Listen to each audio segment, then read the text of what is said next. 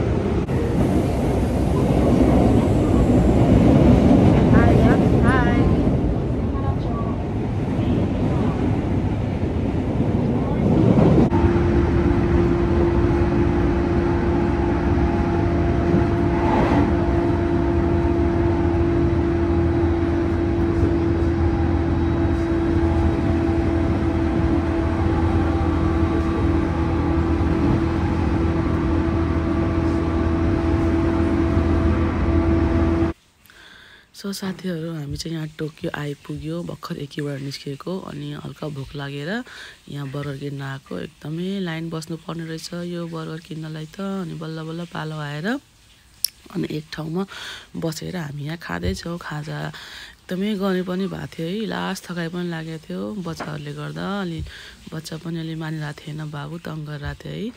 त्यही भएर म यहाँ भोइस ओभर गर्दैछु, एकदम हल्ला पनि आइरहेको थियो त्यही भएर। अनि यहाँ चाहिँ हामी हल्का खाजा खाएर अब हामी चाहिँ टोकियो स्काई टावरतिर जान्छौँ, हिँडेरै नजिकै छ। सो हेर्दै गर्नु होला। ल हामी चाहिँ टोकियो स्काई टावर मुनि आइपुग्यो। यस्तो छ र साथीहरू, ट्रग्लो छ। फर्स्टै गाह्रो हुँदो रहेछ त्योहरू बच्चाहरूसँग हिँड्नलाई, नसक्ने रहेछ। हामी त बिस्तारै अलिक ढिला भयो, 8:30 भइसक्यो यहीँ। ल यस्तो छ। अब यहाँ हामी एकछिन यहाँ बस्छौँ, त्यस पछाडि फर्किनु पर्ला। यस्तो छ ल।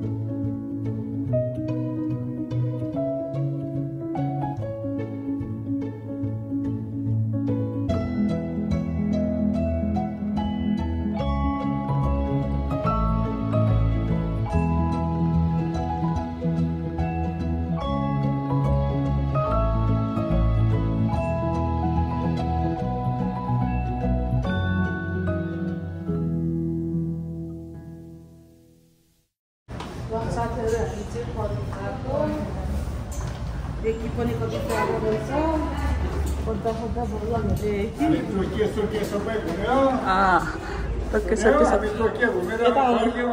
मान्छे जान्दिनँ र यहाँ आउँदैछ सबैजना कस्तो लाग्यो त भन्नु टोक्यो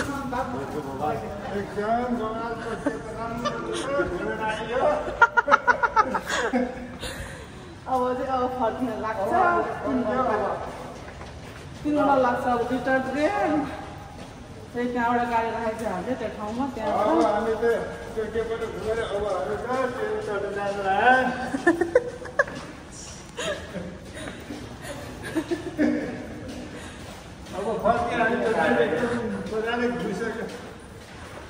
ल चाहिँ हामी ट्रेन चढ्छौँ है सो गाइज हामी चाहिँ फर्किन लाग्यो अहिले टोकियोमा एकदम रमाइलो त भएको थियो तर लास्टै थकाइ लागेर एकदम सबैजना है स्पेसली बच्चाहरूले गर्दा एकदमै थकाइ लागेको टाढाको बाटोमा हारेको चाहिँ बच्चासँग सो त्यही हामी खासै अरू ठाउँ त गएन त्यही मेन टोकियो स्काई टावर हो त्यहाँ चाहिँ वरिपरि घुम्यो अनि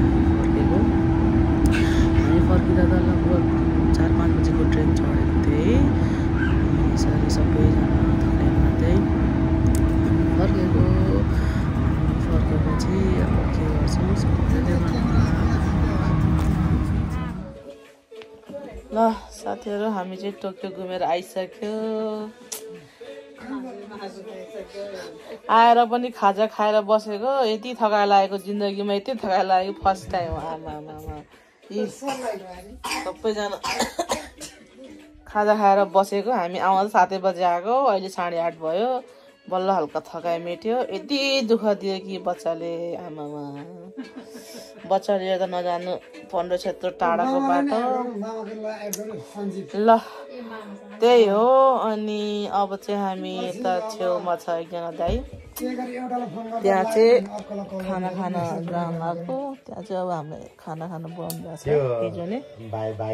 अनि त्यो हामी चाहिँ भात खान जान्छौँ अब एकछिनमा सो त्यही हो त्यहाँ गएर भात खान्छौँ रेस्ट गर्नुपर्छ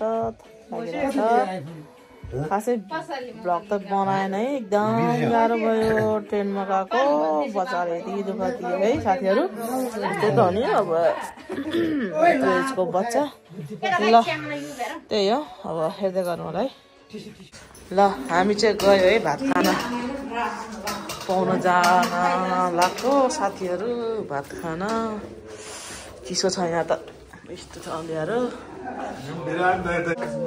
ल हामी चाहिँ आइपुग्यो ल हिँड ए जुत्ता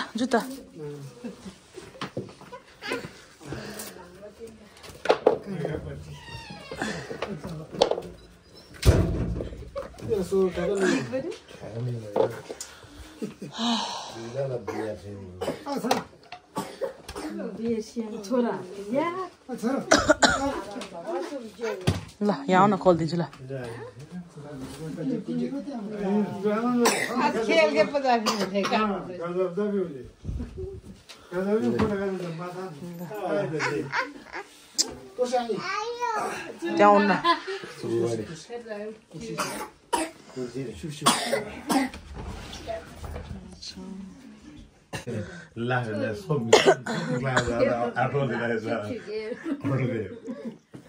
त्यहाँ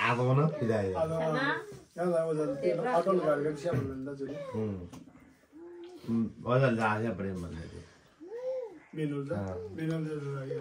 कुनै कम्पनी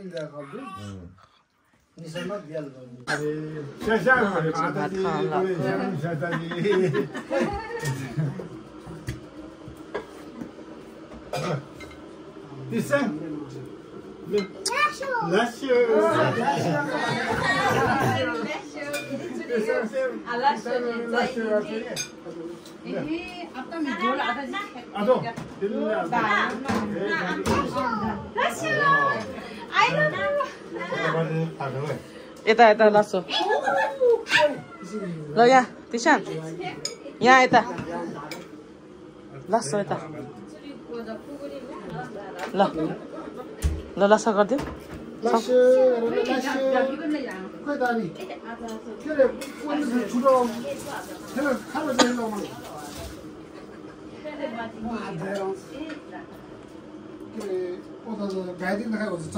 होइन म हातले बनाएको अचार जस्तो भन्छ त हो र यहाँ केही न केही टेस्ट पाउँछ कि है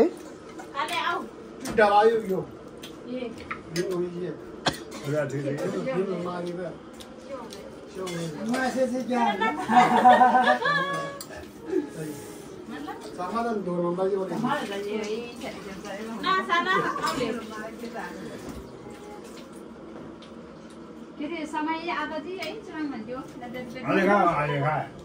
अरे कैसे मुलाऊ नहीं वही जाती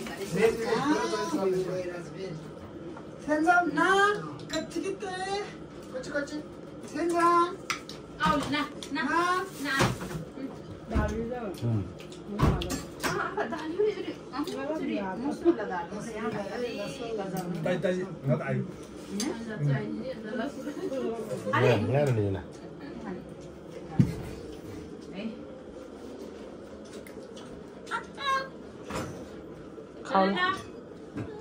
त्यो यो यहाँ हालिदियो अरे भयो Alam dun ko kata wala mong say din hatara da dun ang lube siya mami ay may ल हामी चाहिँ फर्केको अहिले चाहिँ यो कहाँको लुगा रहेछ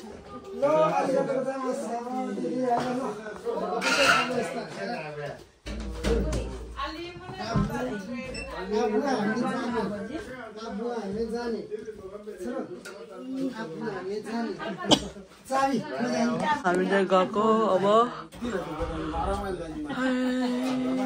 11:30 भयो रातिको थकाइ लाग्यो ल 8 बजेतिर निस्किन्छ होला ल बाई बाई धन्यवाद मेडिकल लानु पर्यो कि ल